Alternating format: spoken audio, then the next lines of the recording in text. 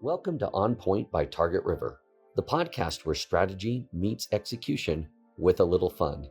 I'm your host, Brian, and each episode will break down what actually works in marketing, sales, and growth so you can stay sharp, focused, and always on point.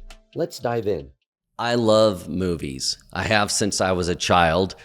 Some of my most favorite movies as a young boy were when Star Wars came out.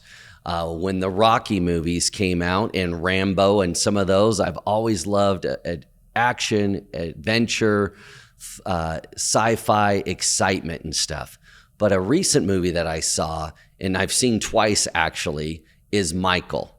The movie that covers Michael Jackson's life from as a young boy up until the mid-'80s, about when his career really started to take off in the solo act. Have you seen that movie yet? If you haven't, I encourage you to go see it, and go see it in the theater.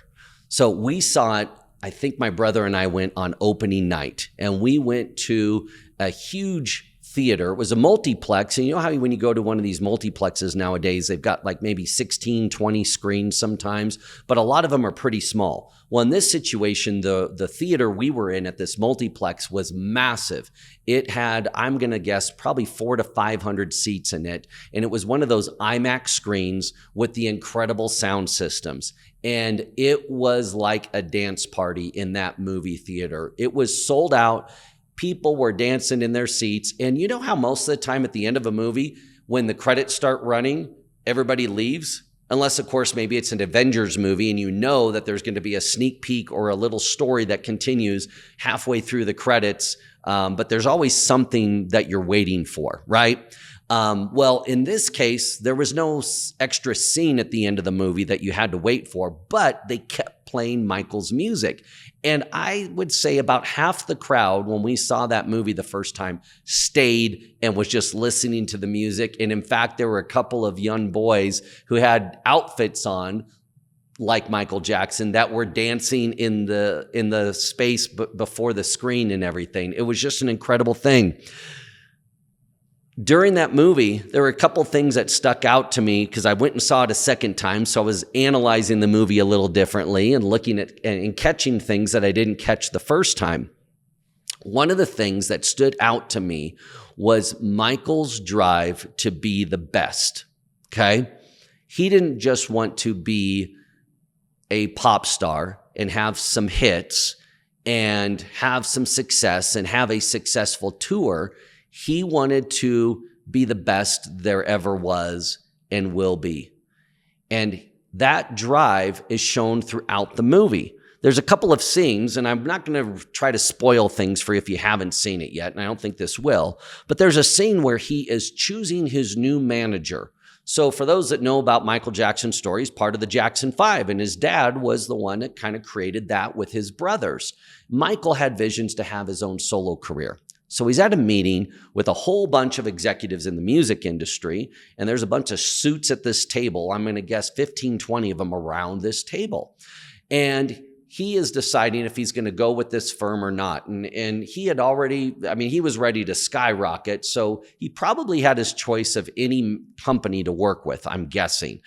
There was one individual at the table that Michael pointed out and said, asked him, what's going on? What are you thinking? And this guy gave him a pitch that nailed exactly what Michael wanted to be, the biggest star in the music industry the world had ever known.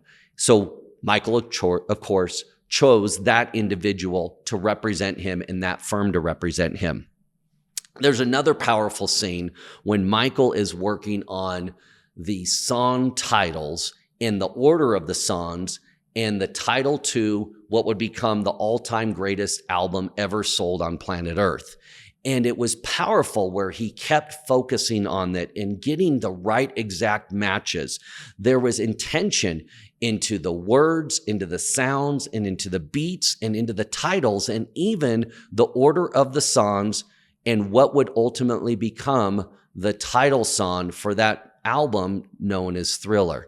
And if you think about it, some of the most memorable songs from Michael came from that album, which is, according to Guinness Book of World Records, the all-time greatest selling album the world has ever known.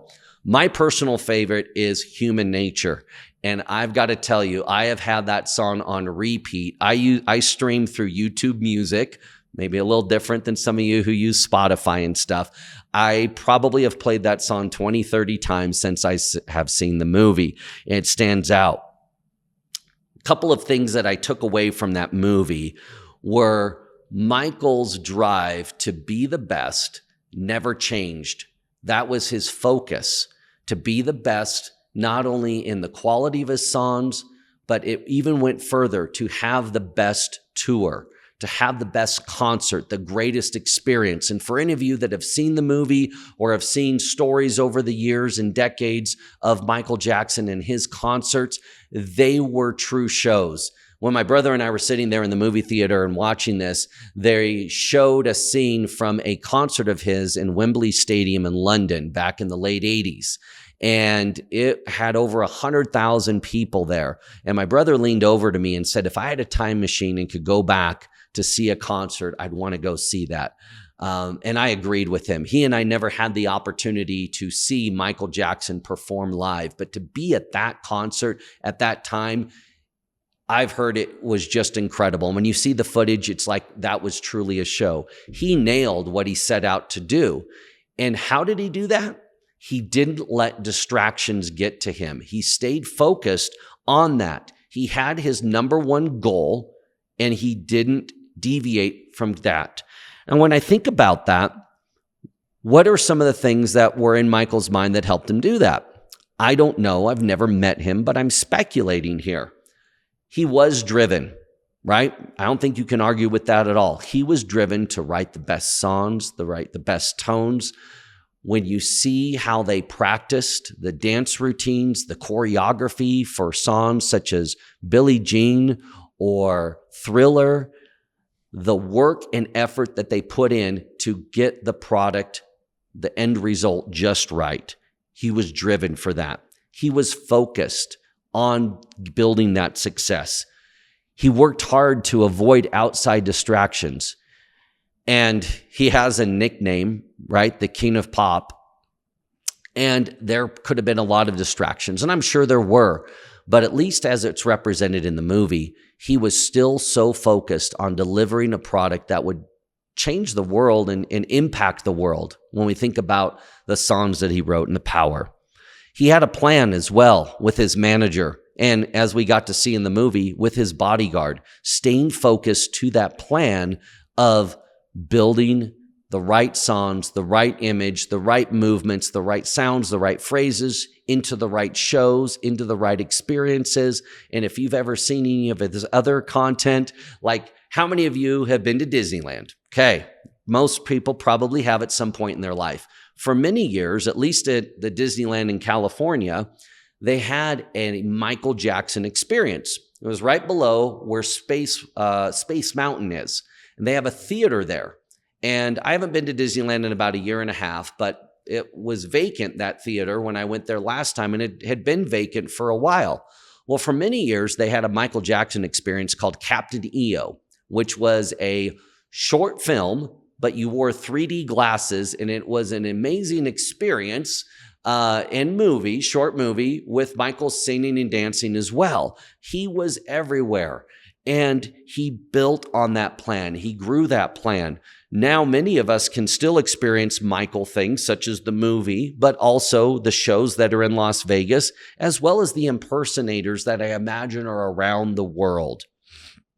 When I think about my business with Target River, I guess I'm man enough to admit that there are times that I don't stay focused to the main goal. I can get enamored with the new shiny object, right? Or squirrel, as we have seen in different movies. That distraction that causes us to look away, go, ooh, what's that? Tell me about that. I want to learn more. And we shift or get away from what our core plan and focus was. So at least at Target River, I've really been working hard this past year to not deviate from that. In fact, we implemented a tool that we purchased called Entre Leadership. It's an online platform that allows us to do many different things, But specifically in this space or in this topic, it allows us to set what are known as our desired futures, okay? If you know what you desire in the future or a goal, isn't it easier to get there versus if you have no idea what you're actually shooting for?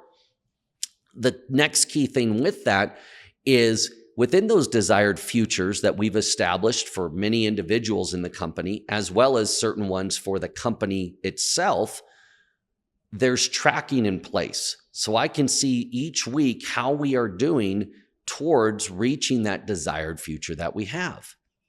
Now, some of the desired futures that we've set for our company are around revenue, they're around expenses, they're around client acquisition, they're around certain actions or habits that we want individuals to have, and so forth.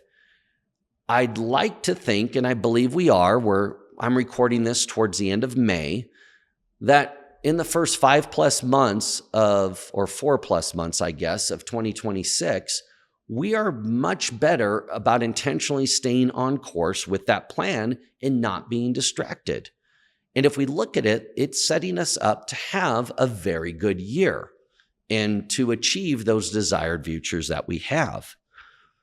Now, of course, the key is to not change the plan halfway through, especially if you're on a good track and good course. And to do that, you need to ensure that you are measuring and looking at how things are going along each way. Okay. Now, again, I'm just speculating. I've never met Michael, don't know all the backstories, and I'm just basing it off of what was represented in the movie. But as you could see here, he built on the success of his first solo album. And then he built upon that each song as he went and intentionally looked and said, okay, what song is going to be released first as a single and the next one and the next one? And it was all part of a master plan. And sometimes we can forget that in order to get to a finished line, to complete a goal or a desired future, there's steps along the way. And we need to think about what those steps are that are going to help us achieve that goal and have in our own lives or in our own business what we would consider that greatest hit or greatest success. So the principles from today's episode of On Point is to stay on point, focus on your desired goals, your desired futures or outcomes, be diligent to that, map it out, and don't let yourself fall short by being distracted or accepting something less than otherwise perfect. And I think that's one of the things is I'm imagining scenes from the movie in my mind right now. And there was one scene when Michael is in this room at the house, and he's got this cork board up with notes posted around it.